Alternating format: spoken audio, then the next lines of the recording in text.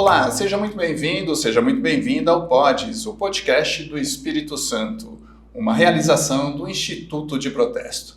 Aqui a gente conversa com pessoas que conectam história, mercado, inovação, cidadania, recebendo líderes, lideranças empresariais, gente que faz a diferença no desenvolvimento capixaba. Hoje recebemos uma das referências aí do sistema cartorário e notarial do Espírito Santo. Ele é formado em Direito e Engenharia, especialista em Direito Civil, Processual Civil, Notarial e Registral. Iniciou sua trajetória em cartórios como escrevente auxiliar em 1980, avançou como tabelião do cartório do 5º Ofício de Notas da comarca de Cachoeira de Itapemirim, habilitado em concurso de ingresso em 1998.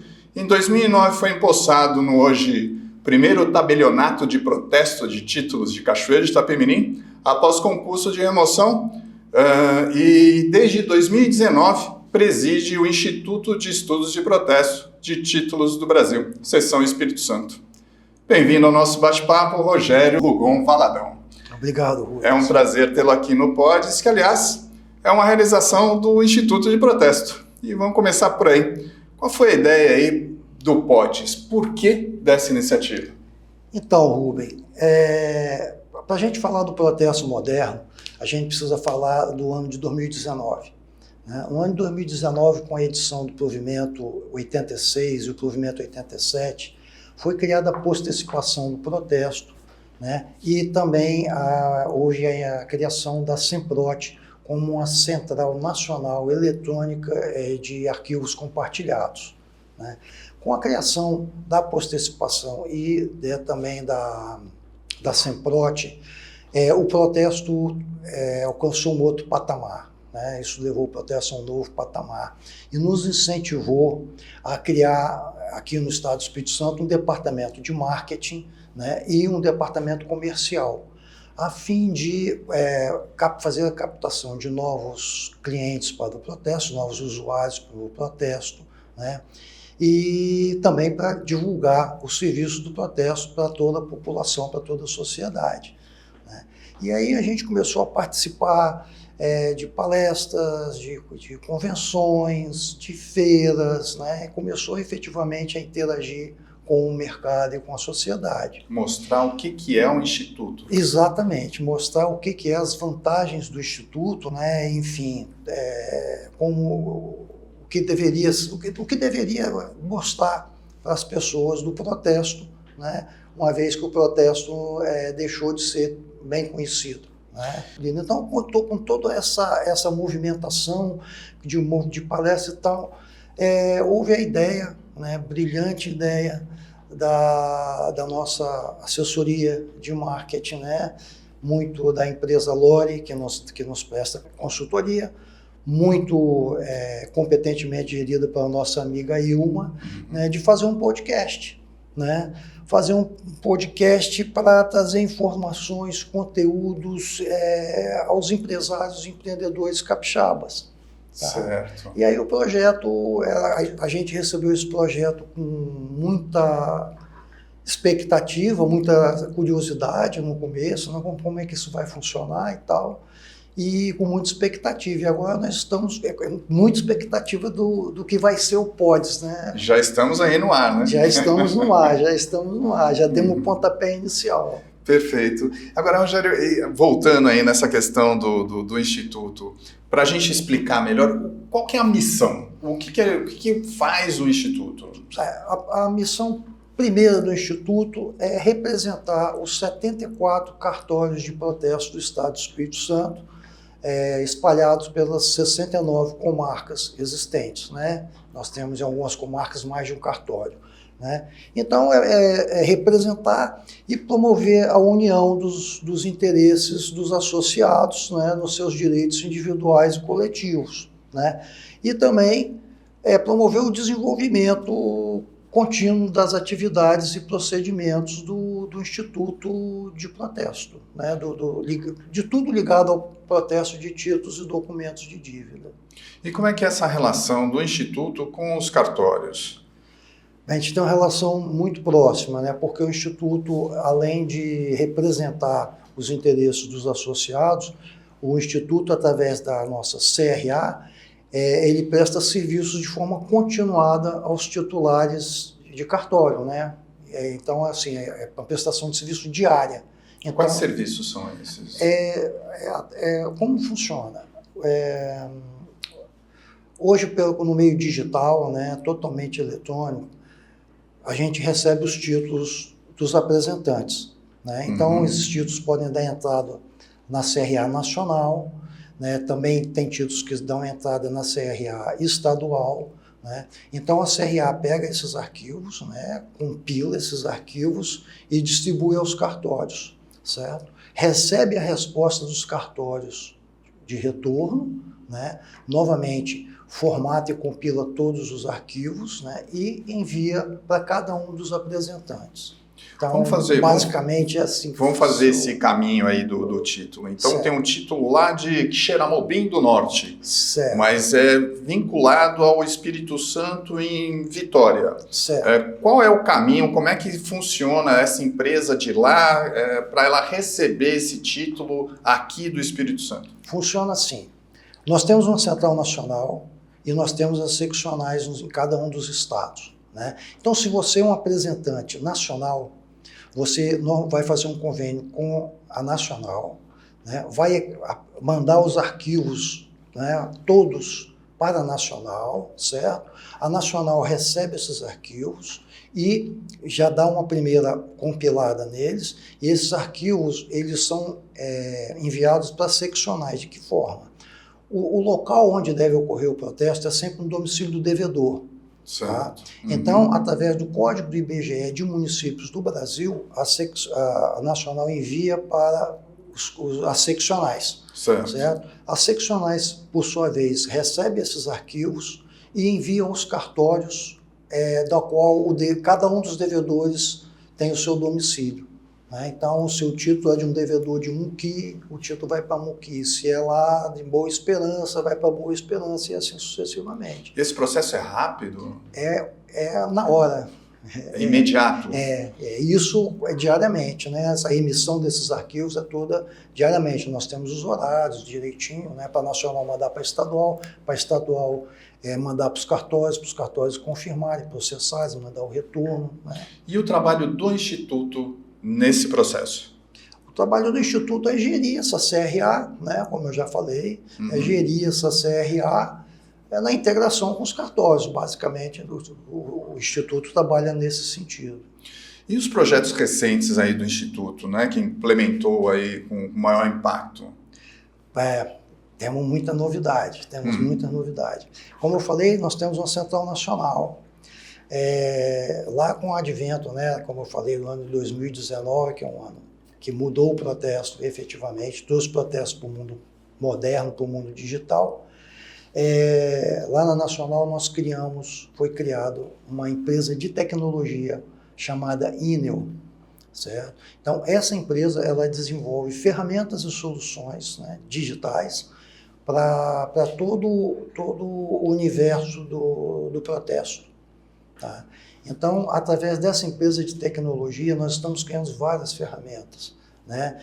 Hoje, nós na central de acesso público e gratuito, né, para toda a sociedade, a gente tem uma ferramenta chamada Avise-me. Né? O que é o Avise-me? Você se cadastra lá, qualquer título que aparecer nos cartórios de protesto, antes até mesmo de você ser intimado, você recebe uma comunicação através do meio de contato que você colocou lá na nossa central. Eficiência e rapidez. E rapidez, né? Você recebeu um e-mail, um SMS, um WhatsApp, entendeu? Vai dar até uma dívida. Né? Então você tem um local e um local que você conhece, né? Porque a gente sabe que a quantidade de golpes digitais hoje é uma coisa sem controle no Brasil. Como é que o Instituto trabalha essa questão especificamente? A segurança das nossas ferramentas, dos nossos procedimentos, é um trabalho incessante lá dentro do Instituto que a gente leva com muita seriedade, muita preocupação e muito foco. Né? Então, na parte de banco de dados, né, a gente tem empresas terceirizadas, né, na parte de banco de dados e de procedimentos. a gente tem empresas terceirizadas, né, certificadas que nos dão assessoria, né, inclusive nós somos certificados recentemente com a ISO 9001, né, que trata de qualidade de gestão e etc., né?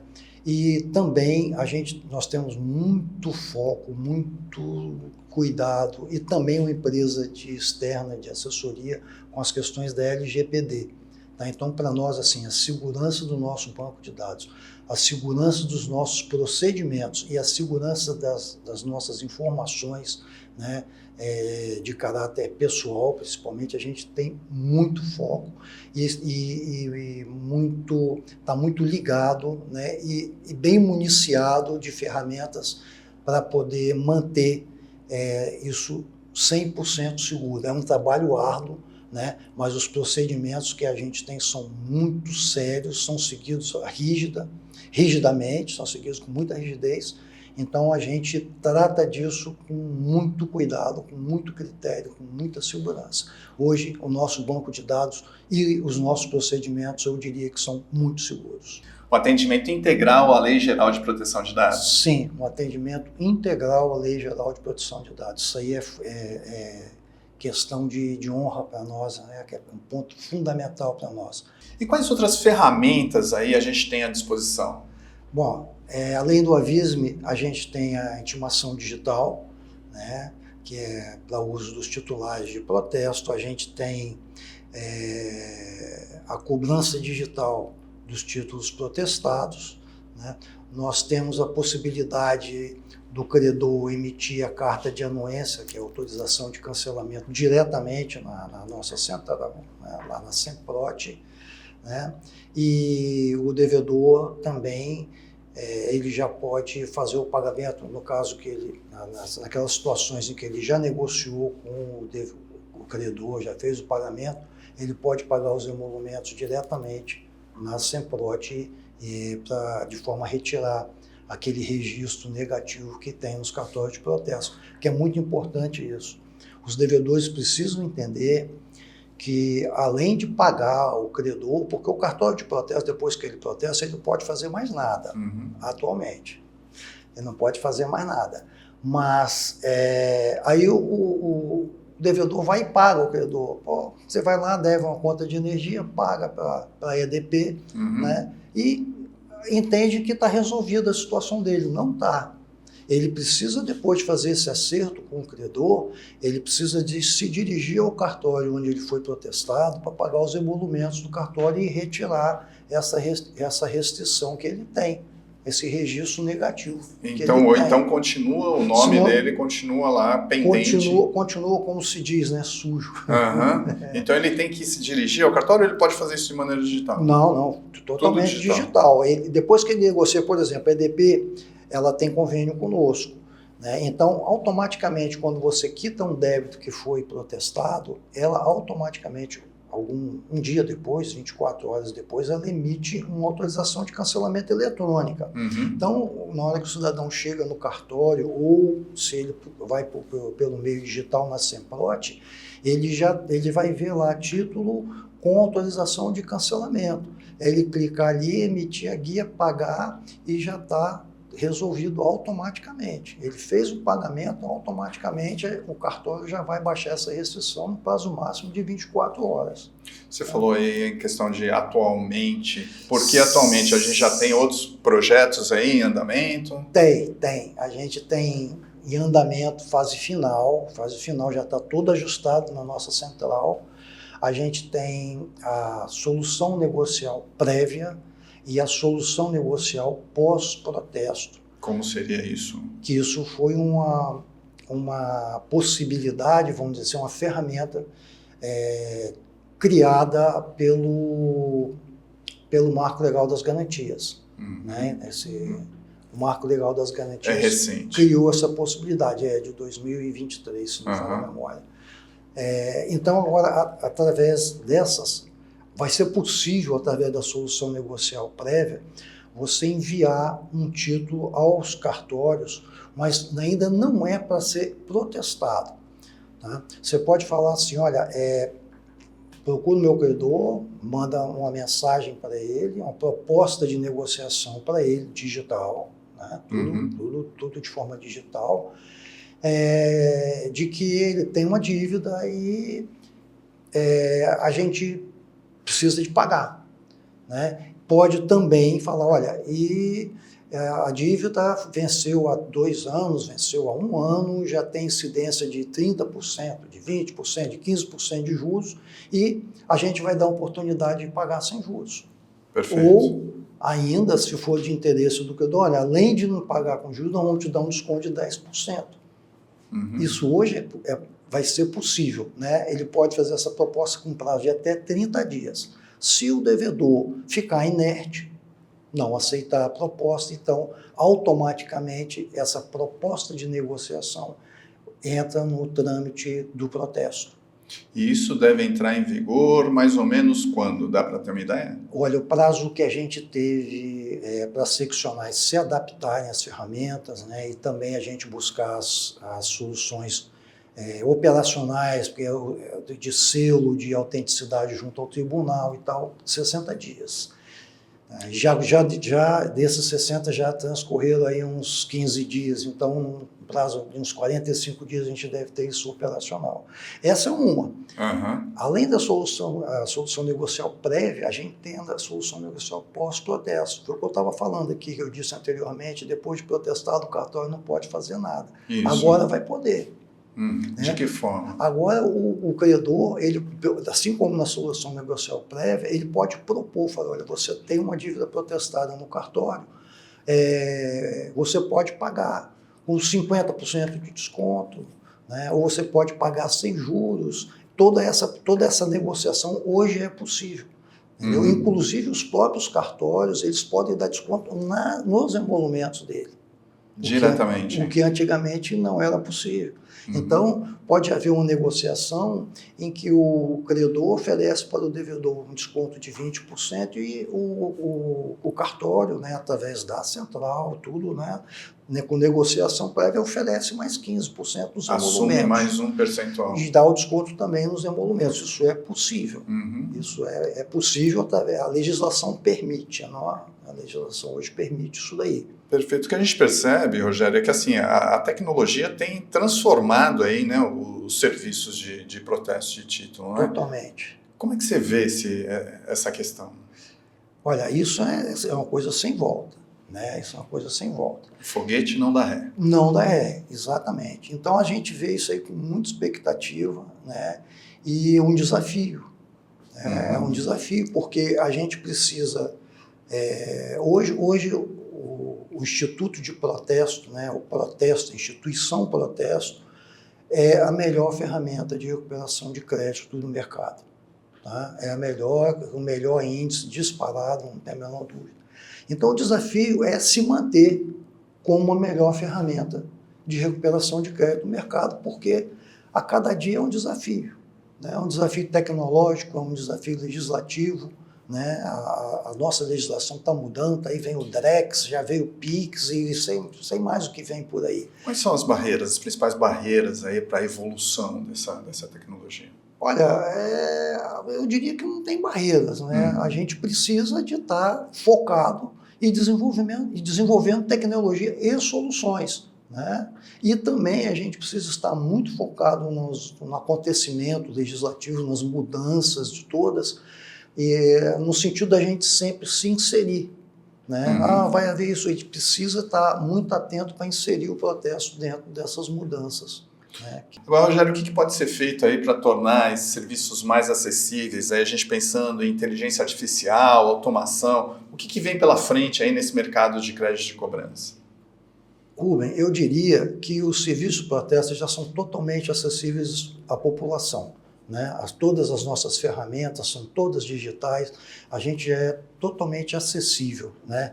Agora, o nosso principal foco deve ser levar essas informações para o mercado, né? Porque o mercado ainda não conhece a plenitude de acessibilidade que hoje a gente tem no sistema de protesto. Né? Tudo pode ser feito através da nossa central. Hoje a gente está falando desse mercado em percentual, seria quanto? Quanto se utiliza do protesto e quanto ainda está fora desse...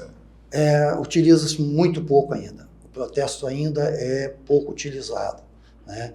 Porque o universo de duplicatas, né, que hoje são negociadas no Brasil inteiro e inadimplidas, né, dentro daquela inadimplência histórica que a gente tem aí no país, o uso do protesto ainda é baixo. Então, a nossa missão hoje, o nosso foco, é levar para a sociedade as facilidades, né, e a eficiência da cobrança dos títulos inadimplidos através dos cartórios de protesto. Esse seria o principal papel, então, do protesto de títulos. Hoje a gente precisa estar focado em levar isso daí para a população, porque as ferramentas e as facilidades nós já criamos, né? Hoje, se a gente quiser aumentar a participação do protesto na recuperação dos créditos inadimplidos no mercado de crédito e cobrança, a gente precisa levar o protesto ao conhecimento das pessoas. É o que nós estamos fazendo. É o que nós estamos fazendo, com esse podcast,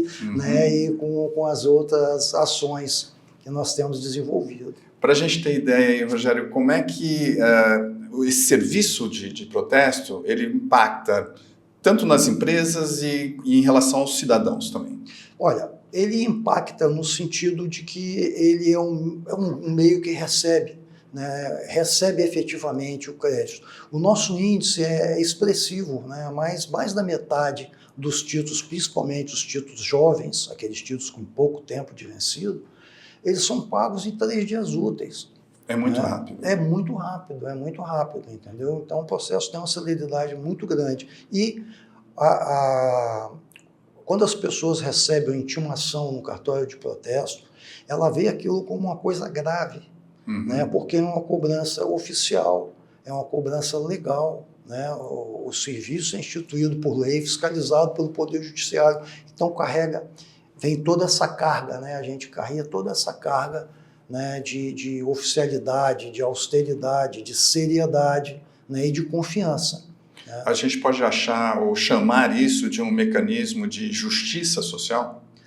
Sim, eu diria que há uma justiça social, uma vez que o protesto, embora ele seja gratuito para o credor, mas o devedor deve pagar as custas, os emolumentos, né?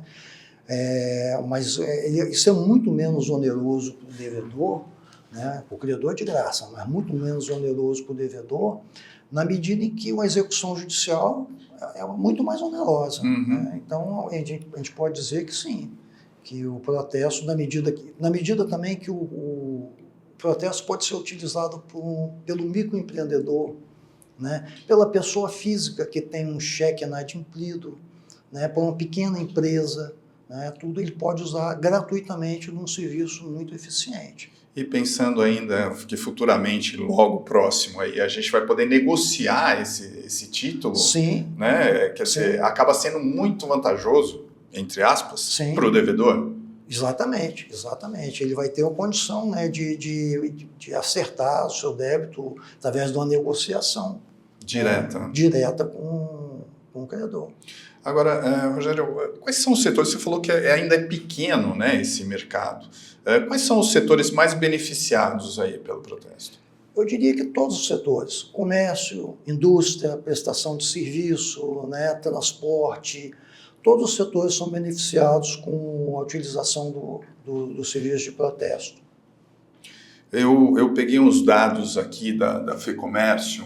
Eles dão conta que a inadimplência aqui no Espírito Santo vem caindo, mas mesmo assim atingiu pouco mais de 32%. Quer dizer, é um número muito alto, né? Significa aí que de 100 pessoas, 32 estão atuando no vermelho. É 1/3 da população. Esse índice é bastante significante, né? É significativo, sim. Embora me pareça, eu não tenho o número de cabeça, mas me pareça que esse mais ou menos, tá, é a inadimplência histórica. Tá nesse nível. Está mais ou menos nesse nível aí. Talvez um pouquinho mais baixo, um pouquinho mais alto. Mas é um número também muito... A gente precisa olhar bem para esse número, né?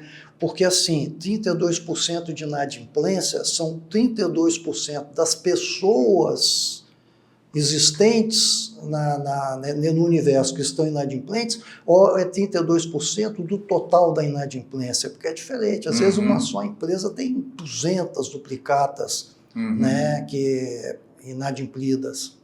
Né? Pensando assim, sei lá, conta de luz, é isso? Exatamente. Conta de energia elétrica. Exatamente. Né? Se são 32 pessoas, ou são 32% do valor total, porque você pode ter uma empresa, você tem inadimplência de 10 milhões, é só uma empresa tem inadimplência de 5. Né? Então, mas assim, de qualquer forma, é um número alto. Eu acho que 32% é um número alto, sim. E aí, como é que o protesto atua nessa questão, né? Nessa recuperação de crédito?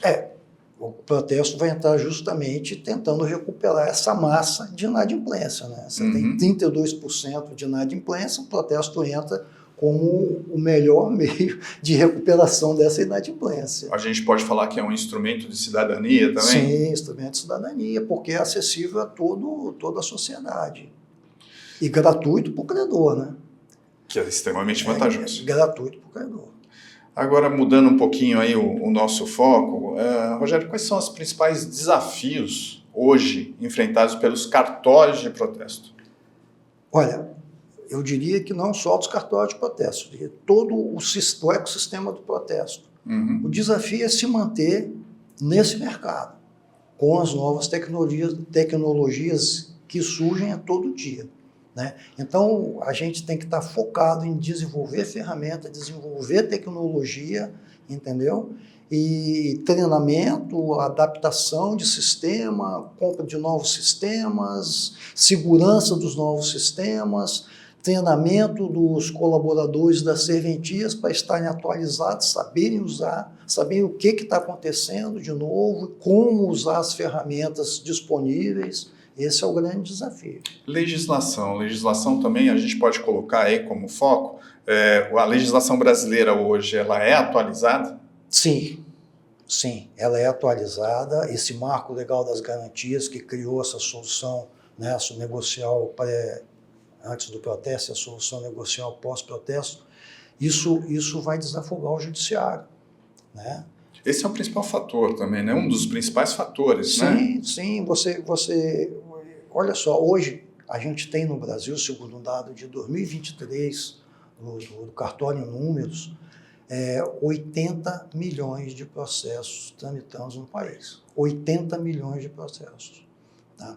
Desses, mais de 30% são de execuções fiscais. Execuções fiscais, mais de 30%, fora as execuções civis. Então, a gente está atualizado, mas assim,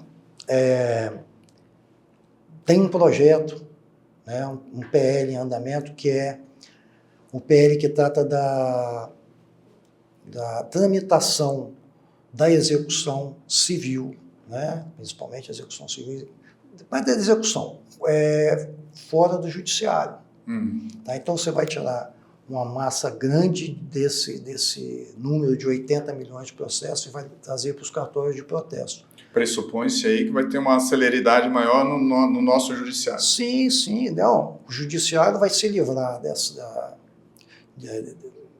dessa massa de protestos, né, e vai poder focar naquilo que é mais importante, porque o processo de execução, o que é o processo de execução? O processo de execução é você buscar bens do devedor. Né? Se o devedor não tem bens, o processo não se justifica. Exatamente. E hoje foi dado um grande passo na medida em que não se executa mais dívidas abaixo de um determinado valor, né? Tem que se utilizar o protesto ou outra ferramenta, né? Então, isso aí já deu uma ajuda grande, né? Mas esse PL da deputada Soraya Tronic, 6 mil e alguma coisa, esse PL seria um grande avanço.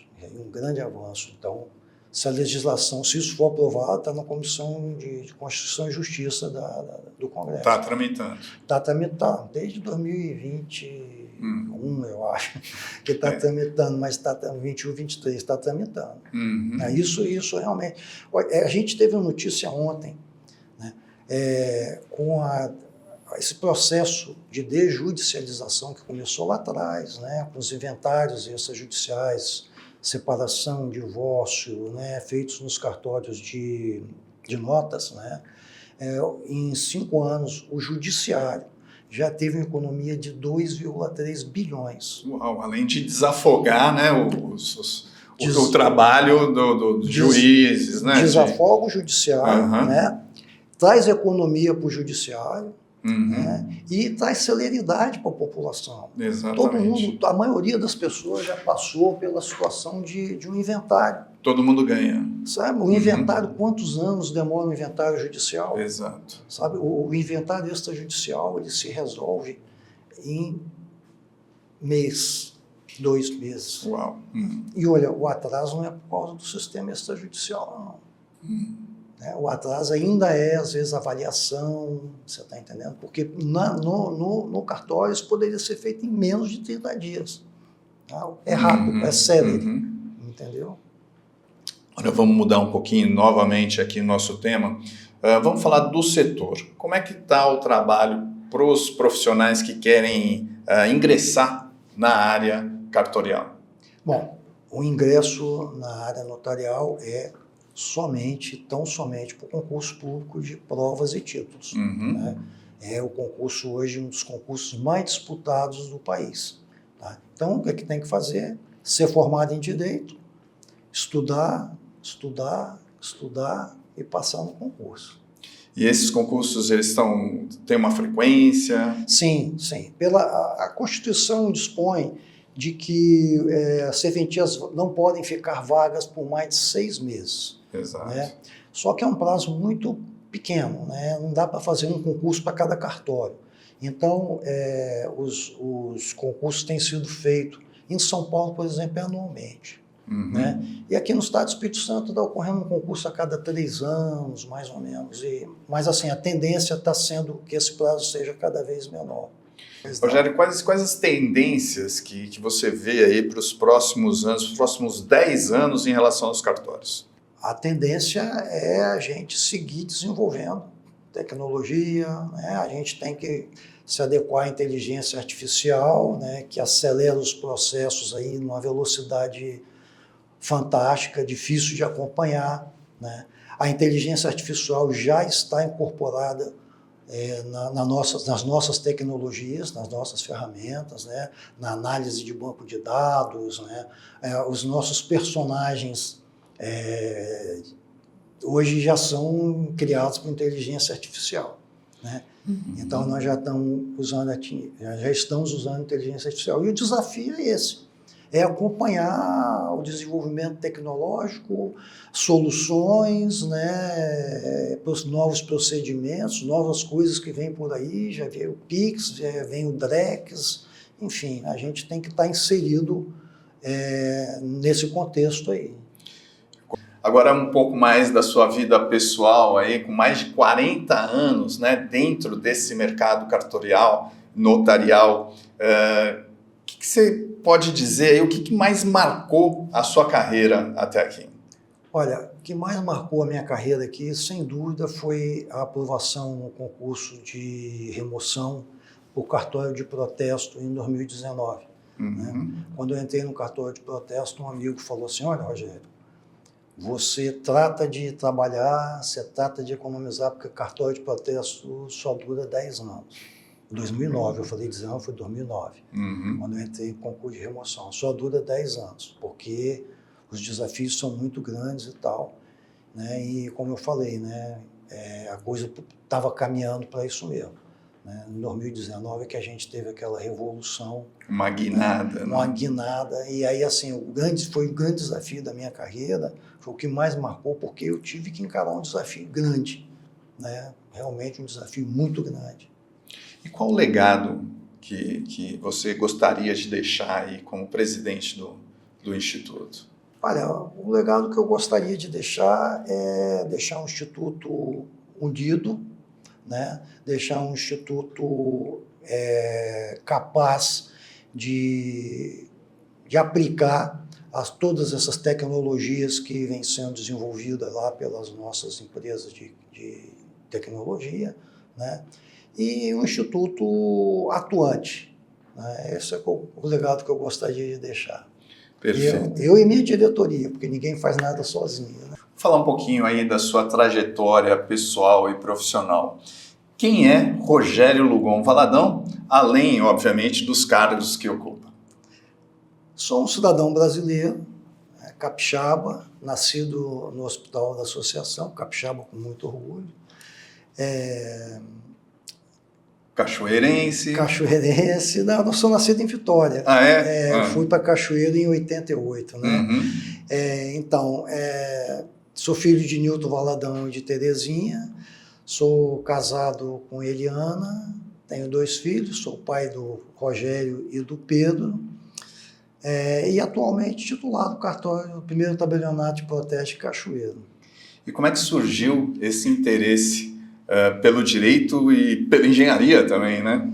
Então, lá antigamente, né, na década de 60 e de 70, os cartórios eram oficializados, né? Então, eu acho que esse foi o motivo pelo qual eu não me direcionei ao direito, né? Porque os cartórios na vacância, eles seriam quem assumisse seria funcionário público, e eu sempre gostei da iniciativa privada. Uhum. Né? Então, não tive interesse, fui para a engenharia, né? No meio do curso de engenharia, a convite de uma colega, vamos fazer direito, Rogério? Eu falei, vamos. Acabou que ela desistiu, eu fiz, né? E acabei que me formei em engenharia e me formei em direito, depois me formei em direito também. E como é que essas duas coisas, engenharia e direito, incide aí na gestão dos cartórios? Olha, a engenharia, eu diria que a engenharia devia ser, principalmente as matérias do básico da engenharia, elas deviam ser pré-requisito para todas as áreas, porque o básico da engenharia ensina a raciocinar de forma lógica e racional, né? Então isso é pré-requisito, isso ajuda em tudo. E todas as áreas exigem, né, lógica e racionalidade. Então quem domina isso tem mais facilidade para o direito, para a medicina e também na gestão. Então eu acho que é por aí. E quais valores pessoais o senhor traz aí para a liderança do Instituto de Protesto? Olha, eu diria honestidade, transparência, muita dedicação, muita motivação para trabalhar em equipe, né? Estar sempre aberto ao aprendizado e ao diálogo. Agora, Rogério, qual a mensagem que você deixaria aí para os profissionais do setor e também para a sociedade em relação à importância do protesto de títulos? Olha, para os profissionais, né, da área do protesto, eu digo o seguinte: estudem, se capacitem, né, se integrem, conheçam as novas ferramentas, as novas tecnologias, façam treinamento dos seus colaboradores, né, a mensagem para os titulares de cartório, capacitem os colaboradores, né, no sentido de conseguir acompanhar toda esse desenvolvimento tecnológico que vem, né, e virar cada vez uma velocidade maior. E para a população, eu digo o seguinte: conheçam o sistema dos cartórios de protesto, né? Conheçam as facilidades que estão disponíveis, né, para o mercado de crédito e cobrança e para a sociedade em geral. Acho que a mensagem seria essa. Então, Rogério, muito obrigado aí por compartilhar a sua experiência, a visão, o trabalho essencial aí do Instituto de Protesto.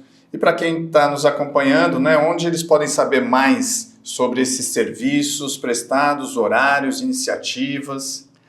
Então, se você é uma empresa e quer apresentar títulos a protesto, fazer convênio, conhecer as facilidades que a gente tem, o site seria o www.protestogratuito-es.com.br. Os endereços estão aqui embaixo, né? E você também vai poder, através do nosso QR Code, ir diretamente, ser direcionado para esses endereços. Rogério, mais uma vez, foi um prazer recebê-lo. Parabéns pela iniciativa e a realização desse podcast, o PODES, o podcast do Espírito Santo. Nós que agradecemos a oportunidade e vamos torcer, eu tenho certeza que vai acontecer do PODES ser um grande acontecimento no mercado capixaba. E obrigado, pessoal, por participarem, por acompanharem aqui o PODES, o podcast do Espírito Santo, uma realização do Instituto de Protesto. Até o próximo episódio.